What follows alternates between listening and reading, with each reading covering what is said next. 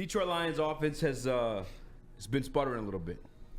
Chicago Bears on the season haven't been great. Not great, Bob. Not great, Bob. Not great, Bob. Do you think they're figured out?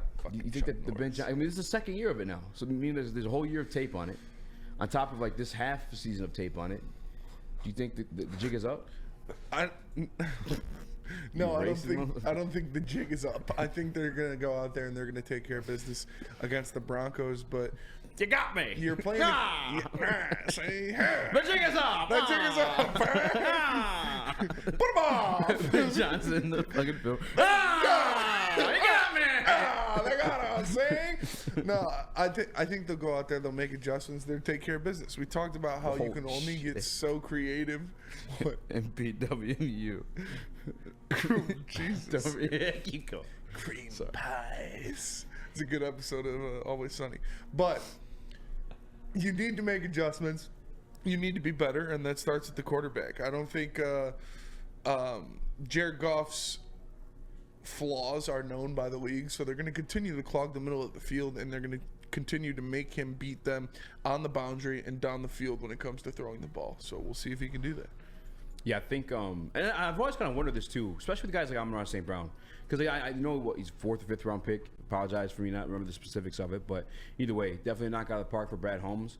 But when you look at him versus like a Justin Jefferson, and obviously Justin Jefferson has like an amazing like skill set along with them in terms of like the speed, the size, his leaping ability. Amon-Ra St. Brown, like great hands, but the rest of it is kind of just like, I guess, in sync with the system. I mean, I really don't know. Do you think he'd be just as successful going elsewhere? I couldn't tell you. Just you watch him, he's wide open in the middle like all the time, and I always just scratch my head like how? Like he's not, and not in a disrespectful way, but I'm just like, it's crazy that he's like doing this. Yeah. It's not anything, but there's a system, and they do eat in the middle. Same with Sam Laporta, and I think the Bears, hopefully not the Broncos now too. I did do a little bit of homework on those guys last night. The defense a little bit better than I was banking on there, but you take away that middle of the field, it's a different Detroit Lions team. Yeah. In terms of like the game manager sense of like a Jared Goff, it's like you are limited into like what you want to do to be successful at. Like what's your, because you obviously you can go deep with Goff. Your outcome isn't going to be as great as it is obviously if you're throwing in between the numbers and the situations. I don't know if it. Actually, I think it might be figured out a little bit. The one benefit they have, though, especially, and Shaq would say, too, if I can tell you guys, the offensive line's healthy. Everyone was there at practice today. But the offensive line, when they're completely healthy, he does have time. Like, sometimes it's, like, inevitable that he's going to have time to find somebody, and or those running backs are going to eat upon your defense all day long, which I think is what they need to do the rest of the season. Just run the fucking ball and throw in, like, limited fashions or situations where you need to do. But I think that's the one thing I think could save them. I don't know, Nick. You think the offense is figured out? I don't think it's figured out so much as just the fact that it really just comes back to turning over the football, and Jared Goff has done a lot of that in these last 4 games. You know, I think as soon as the turnover stops, this team will start winning again, and I believe it's as simple as that, Easy. Yeah, I got a feeling.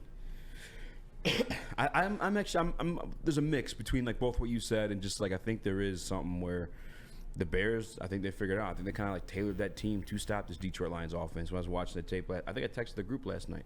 I was like, bro, and I think I said leading to last week, but like the 2 linebackers, Jaquan Brisker, those are great pieces to cover the middle of the field in zone coverage. What do the Detroit Lions eat? In that middle of the field. And that's just, obviously the Bears figured it out. They're also kind of tailor-made to stop it. I guess we're going to have to see going forward. But I think the one way you can continue on to be a successful offense, again, is just you got to run the ball. And I hope that's something they stick to. If you did want to make, I guess, critiques of Ben Johnson, maybe that is one, because both running backs, if I'm not mistaken, had 60 yards or 66 yards in that game against the Chicago Bears that currently ranked the second or at least top 3 best run defense in the league. So you obviously can still successfully run the football.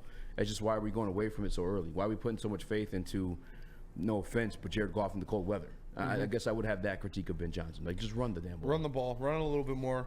And I know, you don't want to run the clock down by running the ball because it definitely takes away. But you're going to have to, especially out there in Chicago in not great weather. You're going to have to run the ball more. And now coming home, you have a little more freedom to kind of mix some things up, to mix the run and the pass, to do what you need to do. But I do want to see a good, healthy heaping of the run game, whether it be David Montgomery, whether it be Jahmyr Gibbs against this Denver Broncos team. I want to see them get the ball a lot. Because, you know, Goff's going through a little skid here. So I understand you want to kind of force him out of that skid by getting him one of these big games. But this Denver Broncos defense is not someone that you could just go out there lightly and throw the ball wherever you want. They're gonna pick the ball off. I read something today. Justin Simmons has the most turnovers in the league since entering it. Yeah. Which like, and obviously you brought it up yesterday. They're a top 10, top 5 team in like takeaway differential. Like, I mean, they're a dangerous defense. I will say this: you see about running the football. If you guys look it up right now, the Denver Broncos dead last in the league against the run. So if there's any game where you want to see this Detroit Lions team pound the ball, it is 1,000% this one. And again, I think the Detroit Lions will win this one. I have a final score prediction. I know we have to drag these things out throughout the week because we do a daily show here, but I think Detroit Lions will win. And I am nervous about those linebackers they have. I did watch them last week. I get it that Justin Fields left the game a little bit early, but those linebackers, not Justin Fields, but Justin Herbert. Even when Justin Herbert was in the game, those linebackers were really active. Yeah. If it weren't for Justin Herbert being as accurate as he can be with the arm strength that he has, I think he might have been. I mean, Jared Goff could be in some trouble looking to throw against those linebackers. And again, another great safety in Justin Simmons. Chris, do you have any opinion on the matter? On just the offense getting stagnant? Yeah, I mean, do you think they figured it out, or you think it's just a couple bad games, rough patch?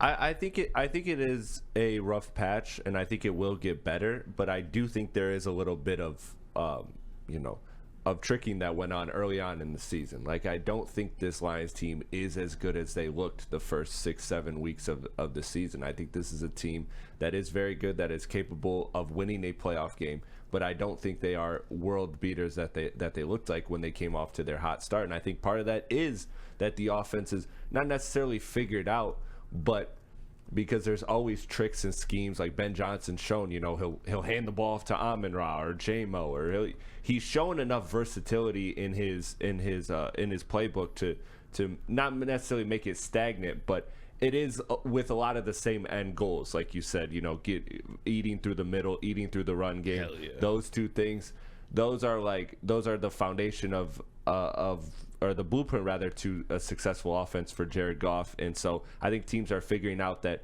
these are the general areas, these are the general points. They don't know every play that's coming, but they know general ideas and end goals and destinations. So I think that's what makes this kind of a little bit stagnant, but they will get better. They can definitely run the ball better. Yeah, and like I said, this Denver Broncos team, they are tied for first in the NFL in takeaways. They are ahead of the 49ers. They are ahead of the Dallas Cowboys. They've taken the ball away 24 times so far this year. Like, you're going to have to be careful with the ball, especially when passing it. So I think this is going to be a Gibbs and Monty game. You run the ball, you run the ball, you run the ball. And that's how you win. I even look back to, I know, last year. Do you think the offense was better last year or this year? I think it's this year. They have more weapons this year, I think. I feel like I guess last year was everything was brand new. Yeah. In terms of rolling out that offense. But I remember specifically when we broke it down against the Commanders game. Ted from The Athletic, Ted Nguyen, I believe is how you say his last name. But he had mentioned how the Detroit Lions just give you these 12 fronts and then spread it out then afterward. But I think that the reason why you want teams to stack up their box at that point is because you run the fucking ball. Yeah. So just run the ball, for heaven's sake. Just do it. And then have them bring out the stack box with a bunch of linebackers rather than the safeties and the nickel cornerbacks and stuff like that. And then spread it out because you have the talent to do it. Obviously, Brock Wright catches a regular tight end. We've seen him do it, whether it's Jared Goff throwing the ball or whoever the hell. Obviously, Sam Laporte is very special. Amon-Ra St. Brown is both great in run blocking and receiving. I think you have the personnel. Can block pretty well. Jameson Williams can block pretty well. And he's not going to catch any balls because they're not going to throw them to him. But there was one play last week when I was watching the film last night. James Mitchell was wide open. That's another guy too. Just bring out the heavies and just spread it out. Just go back to the basics, man. Don't get any more cute. I'm not for the cute stuff. Let's get back on track and then we can start getting cute again. Chris, is the run abandoning the run?